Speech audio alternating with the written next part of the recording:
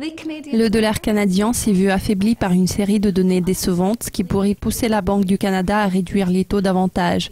Certains analystes estiment que le pays n'est pas encore au bout de ses peines. Pour discuter de la paire dollar australien, dollar canadien, je reçois Andrew Grantham de CIBC World Markets. Andrew, en ce qui concerne le Canada, les marchés s'apprêtent à une nouvelle baisse de taux par la Banque centrale. À votre avis, le dollar canadien pourrait-il renverser ses pertes récentes? À quel niveau pourra-t-il s'établir contre sa contrepartie australienne dans un mois? En ce qui concerne le dollar canadien, pour définir sa future trajectoire, la question est de savoir si la Banque du Canada est susceptible de couper les taux d'intérêt à nouveau. Pour le moment, je crois que cela est peu probable. À en juger d'après leurs prévisions de croissance et la direction que prend l'économie canadienne à l'heure actuelle, on peut constater que la Banque du Canada a fixé la barre trop bas en termes de perspectives de croissance dans l'avenir immédiat. Ils ont réduit leurs prévisions de croissance pour le troisième trimestre, alors la croissance économique est censée ralentir non seulement à cause de la révision à la baisse par la banque, mais aussi conformément au consensus général. Nous voyons la reproduction de la situation que nous avons observée dans le deuxième trimestre de cette année et il n'est pas exclu que ça se répète dans l'avenir. En général, nous pensons que la Banque du Canada va adopter une position attentiste pour une période prolongée.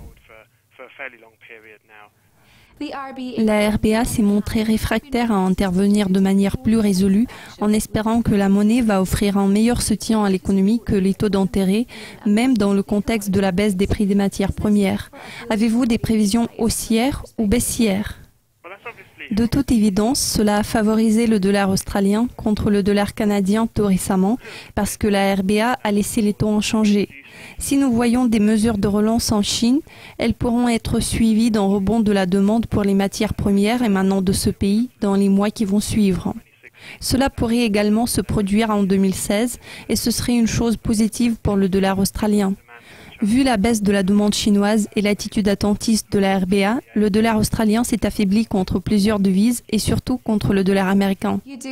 Vous envisagez la progression de la paire à 0,98 vers la parité en 2016. Pourriez-vous nous en parler plus en détail? Dans quelle mesure la hausse de taux par la Fed peut-elle aider ces deux devises?